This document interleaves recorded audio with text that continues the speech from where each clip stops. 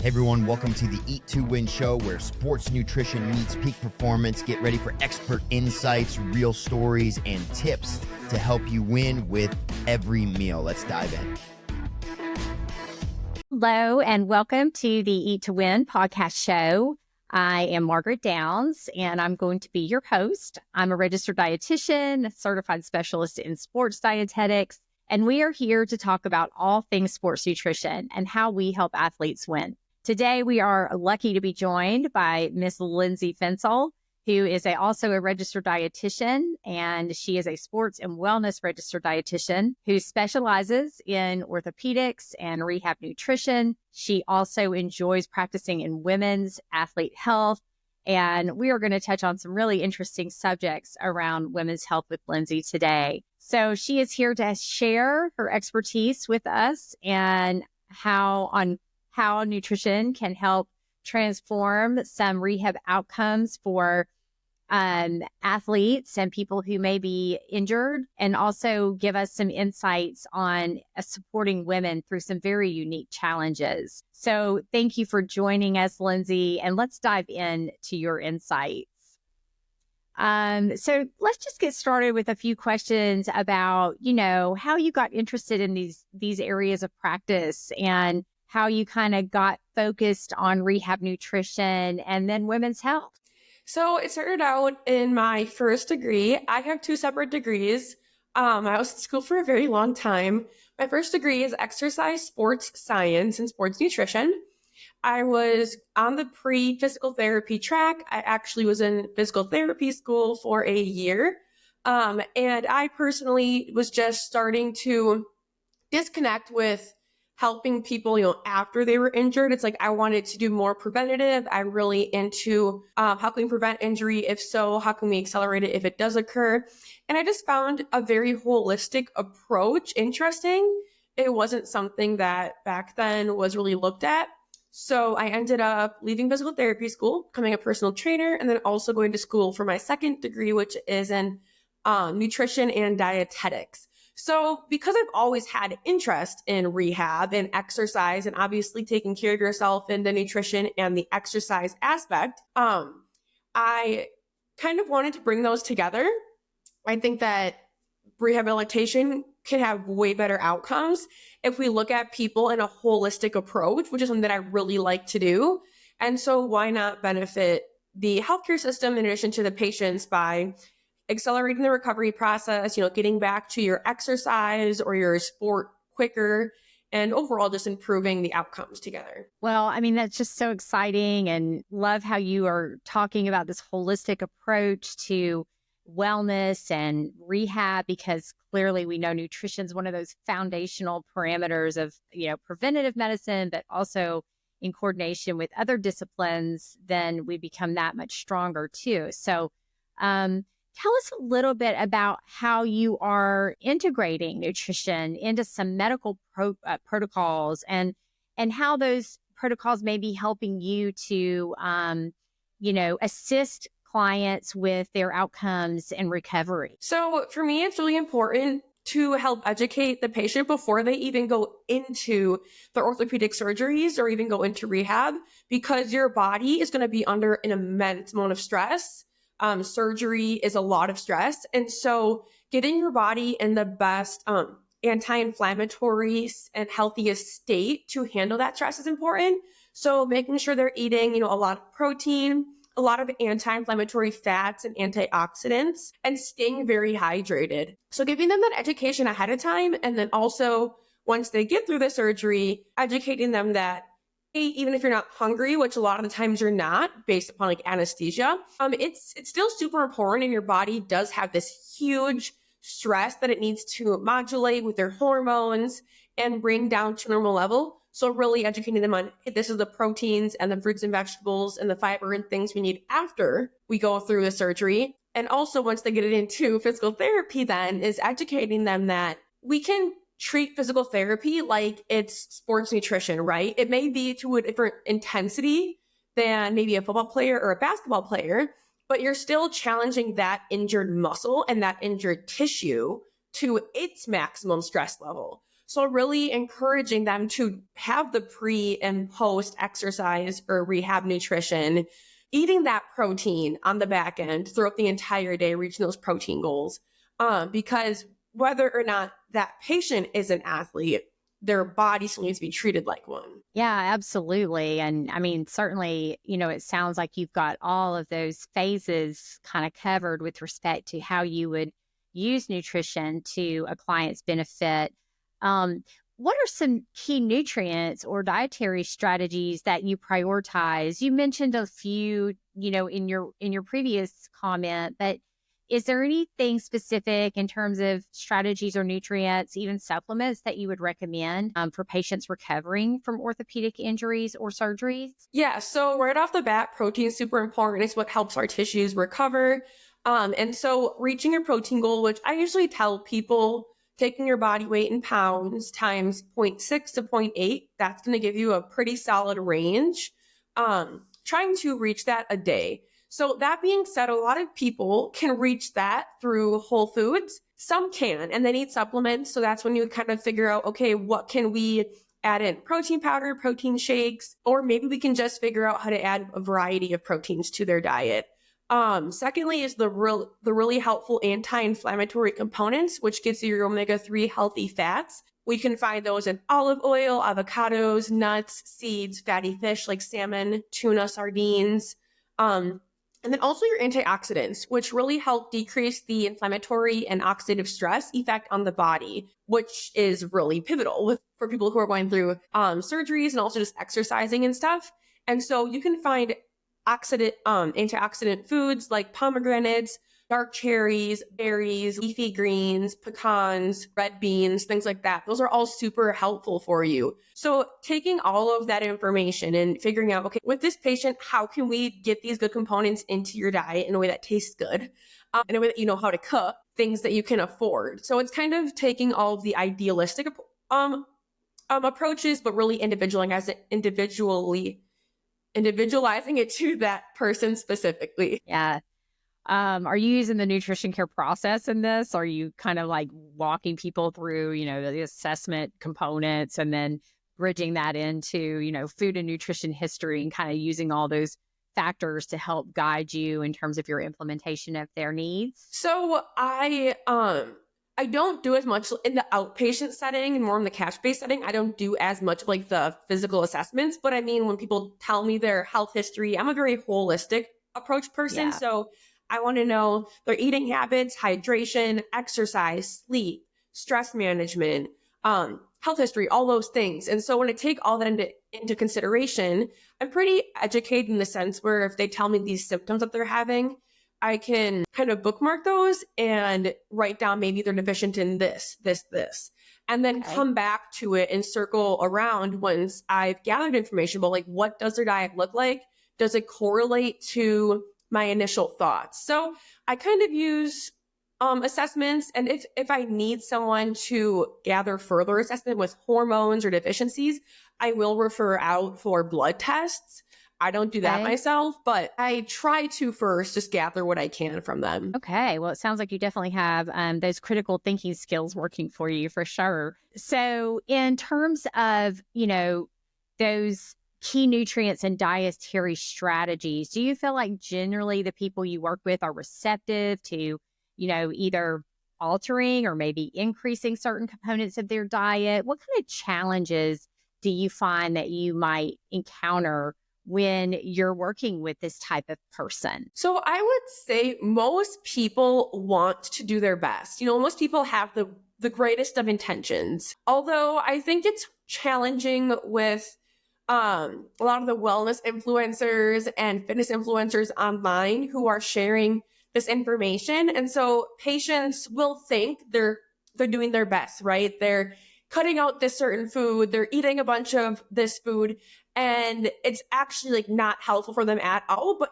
they're trying. So I feel like most people want to improve themselves, but they might not have the whole image. Also, I think there's, affordability of, can they afford to even go get the help? And so if people are coming to me, like in the setting that I'm in, people have to pay me to see me. So generally they're interested in listening to what I have to say. But I don't think that's linear across all settings, because if a doctor's referring them and they don't really have any skin in the game and they're just being told to go there to check a box, I don't think they maybe have the best intentions of changing. And that's not something that as a dietitian, like, we can't make someone change. We can give them our best motivational interviewing and give them all the information. But if they're not in that stage of change, you can't do anything with that. So I think it kind of comes in all different areas. Yeah. Well, everybody is definitely unique and different. And I know, it's from having a big practice background myself that you really do have to take it person by person and look at what it is they're really trying to do here with their goals. And as you mentioned, those stages of change are so important because someone has to be ready to do the things. And I'm sure in some of these situations where people have been injured, I mean, this isn't like elective surgery, right? It's something that they may have had to have done. And so they're then kind of following up, trying to heal from that. So what is the age group? I mean, are you working with all different ages of people? Honestly, do I would say high school would be the youngest. I've seen a couple of middle schoolers, but I would say high school up to like menopausal women. Again, there are outliers, right? There may be a 70-year-old patient that I see, but generally speaking, it's high school athletes, and then like college athletes in that aspect. And then the other niche would be 30 to 55-year-old women who are kind of, it's a very, like different niche. And that's because that's when they're coming into those phases of life where their body's changing and they don't really know how to approach it. What they used in the past isn't working anymore. So I have a wide patient base, I guess I could say. Yeah, it but sounds they like still it. kind of fall into little niches. Okay. Well, I mean, that's a great segue over into this kind of other area of specialty that you have, which is talking about female athletes. And certainly we know that females have very unique nutritional needs, and not to leave the guys out, because we know that those guys have very unique needs as well. But with just kind of what you've found out in your practice, how do you tailor nutrition plans to help support women's health, their performance, and or their recovery? So I think it's really important to listen to what their symptoms are and kind of think about it in like a menstrual cycle approach. So it's super common that I'll have like high school athletes, females come in and, they're noticing like puffiness, or it's harder to push through a practice, or they're getting weaker, or they're getting fatigued and lightheaded. And to me, I'm like, oh, they need to have more electrolytes. And then once you figure out, oh, it usually correlates to their luteal phase of their cycle. And then what's interesting is the female body doesn't uptake sodium as well as it does in other times of the month throughout that time. And so women a lot of the times get dehydrated, even though they're drinking enough water, because the sodium isn't pulling that water into their cells. So they'll have symptoms of dehydration. But they might be like, well, I'm drinking a lot of water. So I think it's really important to, for me, hear symptoms, figure out, does it fall in line with general rule of thumbs with follicular phase versus luteal phase. And then I think also is with girls is understanding that there's a lot of emotional connection that can come along with eating as well. And so they, might be getting injured frequently and have this not healing stress fracture. And you can try and get them to eat the right foods, but there's a lot of mental and emotional relationship with that. And so figuring out, is there something deeper? Do we need to start asking more psychological questions? Is it not just hit your protein goal, hit your macros? Like maybe it's not as superficial as we think. So, and again, that does happen in male athletes as well. It's a little bit more common in female athletes. Yeah. And I mean, and you have this female athlete age span too, where, I mean, you might be working with an adolescent female who's just coming into, this age of hormonal development. And then, you go into collegiate age women who then have, different levels of stress and or, increased demands on their body. So, and then of course these older, recreational, but also athletes who maybe, endurance trained or running. So there's all these different categories of people, ages, and certainly hormonal stages of life. And then you get into menopause. So we know that hits right around 50. Right. So let's pause for a quick break. We're going to please stay with us as we take a short break to thank our sponsors. You are listening to the Eat to Win podcast with your host, Margaret Downs. Liquid Fuel is a new sports and hydration product formulated by a sports dietitian to give athletes the edge to train and compete longer. It contains low glycemic carbohydrate platinose designed to keep blood sugar levels more stable, to provide energy for 3 to 4 hours without the blood sugar crash seen in other leading sports drinks. Its unique 4-part electrolyte formula includes 50% of your daily magnesium need to optimize muscle function. Liquid Fuel is naturally sweetened, along with no artificial ingredients or colors. Currently being used by high school, collegiate, and professional teams, Liquid Fuel allows you to live life with confidence, knowing you're properly fueling your body. Visit drinkliquidfuel.com and use the code MSD10 to get 10% off your order. Welcome back to the Eat to Win podcast, where we are talking with Lindsay Fencl, who is a registered dietitian, about the intersection of nutrition and rehab, and also a key topic in women's health. So let's dive back in. We kind of left off talking a little bit about female nutrition, some of these different stages that women find themselves in throughout their life cycle. And we know that menopause can bring really significant changes to a woman's body. So how do you guide women, Lindsay, through exercise and nutrition strategies during this phase? I get very excited about it because I did not know a lot about menopause, as I feel most of us don't, because we're not taught about it a lot, which is a huge niche of people that need help. And so I've learned so much about it. And I would say the biggest things that I end up helping people do is for exercise, hitting home with they need to build muscle mass, they need to strength train. In doing that, you have to consume enough protein, eat enough food, and actually resistance train throughout the week. But it's pretty, and it might be the way they were brought up, in 80s and stuff, and where cardio was a very, very huge component. And, they try to, they're like, oh, I keep going to all these classes and running, and I'm not losing weight. And it's educating them that we have to switch how we approach this. You need to do a lot more strength training. Your body also can't handle those HIIT workout classes like they used to anymore, because cortisol also starts spiking throughout that time and age. In addition to that, estrogen and progesterone start going down. And so they are increased risk of losing bone density and losing muscle mass. And so we really have to put the primary focus on strength training. And then also outside of that is trying to control the inflammation that can occur throughout that time when your hormones are doing all of these things. So hitting more of those omega-3 fats, antioxidants, getting a lot of fiber.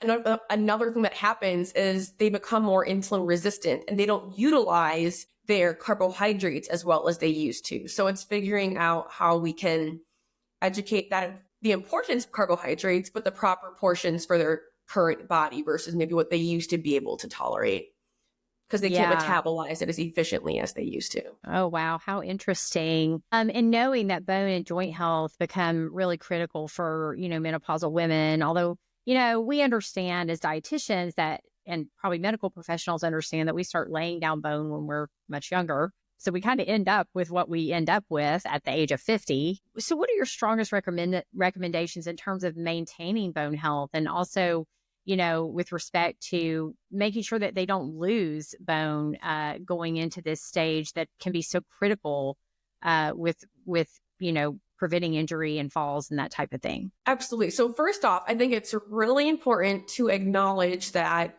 around the age of 35, your hormones, your estrogen will actually start dropping. And so a lot of people don't think about menopause until they're experiencing the hot flashes and all of these things. They're already in it at that point. We can actually improve our menopausal experience if we start thinking about it like a decade before it happens, right? So I would say start resistance training as soon as possible. So if you're in your 30s, kind of treat yourself like a menopausal woman.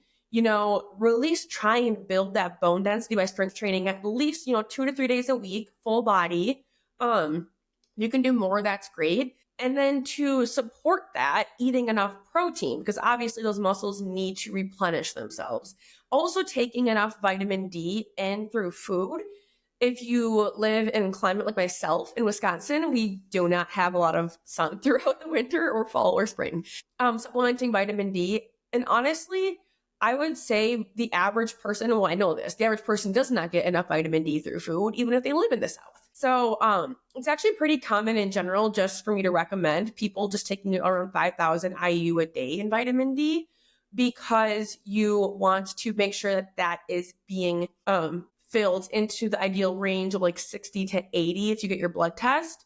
Healthcare will say 30 to 80 is good, but you really want to be on the high end of that, anticipating that it's going to start going down once you get older. So you want to build up as much as we can to prevent that from happening. Yeah, I've definitely seen those higher levels being promoted, not only, in literature, but also in practice for sure. So, how would you say you can advise people, in terms of supporting hormonal health, when it comes to different stages of change for women in their life cycle, but especially at the menopausal age? How would you say nutrition can support hormonal health? Yeah. So what's interesting to know is how and what hormones all interact together. So a lot of people think about your estrogen and progesterone, right? But there's cortisol, there's like melatonin. There's all of these hormones that interact. So like cortisol naturally goes up in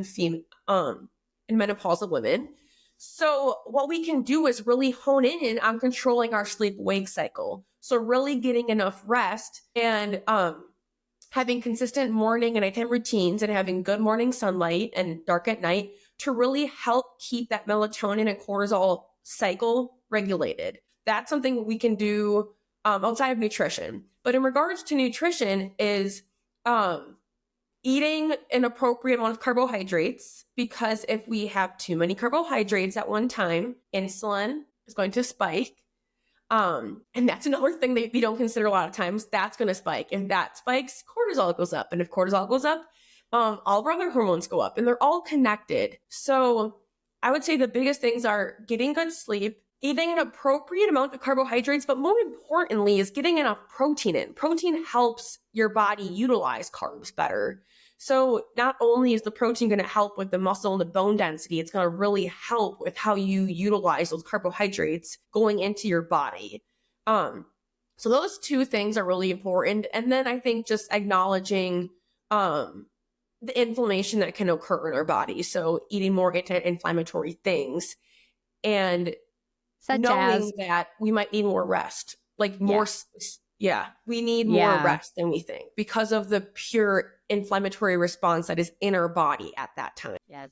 And from lack of sleep, that doesn't help anybody's and the hot flashes that come with not being able to sleep and the insomnia, and all those things kind of like counteract each other. So you get into a never-ending cycle of those like symptoms, and it gets overwhelming. It gets to be pretty challenging. Yeah, well, it's a great topic to continue to investigate and also keep up with, because the science is definitely, pointing to, hey, ladies, let's really learn all we can, because we know that it's such a significant time of change, physically, emotionally, and certainly has an impact on cognition and brain health as well. So just, really excited about hearing from you maybe down the road in the future about practices that you may be involved in.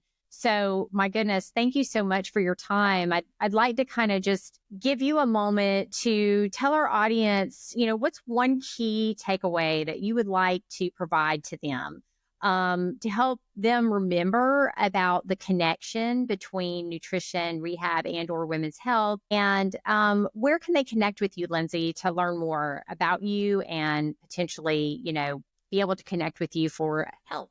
Yeah. So I would say when acknowledging, athletes and menopausal women and then rehabilitation patients who are like all very different, at the end of the day, I think getting enough protein in to support your body under stressful environments, whether that stress is hormonal changes or training or exercise as an athlete or a surgery that you're put under for orthopedic surgery, getting enough protein to help support your tissue is really important. And then also thinking about outside of nutrition, like a holistic approach. I'm a very big holistic approach person, so don't underestimate just getting some sleep, drinking more water, those really small things that can seem really minute, but have a huge aspect. A huge impact on overall health. Yeah. And then that's a really good takeaway too. It's just daily practices that are going to help, with all these different types of things that we're talking about, and can help with prevention, right? And or relapse or, injury to begin with. So that's a great point. And then so where can we connect with you, Lindsay? Yes. Oh, you got another one? I do most of my interactions on Instagram and LinkedIn. So on LinkedIn, I'm literally just my name, Lindsay Fencl. You'll find that. And then on Instagram, I am lindsayfencl.rd. So again, my name with a dot and then an RD afterwards. So pretty easy to find me. The pictures are the same picture too. Very consistent. Well, I don't know if I cut you off when you were trying to give us one more takeaway or not, but if there was anything popped up that I wanted to say, it wasn't a huge takeaway, but I wanted to point out the importance of creatine and research supporting creatine with people as they age in general. That with menopausal women is something that I think is going to be coming up a lot in the future. There's a lot of research being done about it right now with neurological protections. And keeping that bone density and the muscle. And so I wanted to throw that in there as a little token. That's great. Yeah, that's a great tip for us to continue to follow as well. So, well, thank you so much for joining us. We've really enjoyed our time with you. Hope we'll see you again down the road and who knows where, but that is it for today's episode of the Winner's Circle and the Eat to Win podcast show. A big thank you to Lindsay Fencl for sharing her expertise on rehab nutrition, sports medicine, and women's health. If you found today's episode valuable, please like, subscribe, and share with your community. And until next time, keep winning. Thanks for joining us on the Eat to Win show. Remember, every meal is a step toward victory. Until next time, stay strong and keep winning.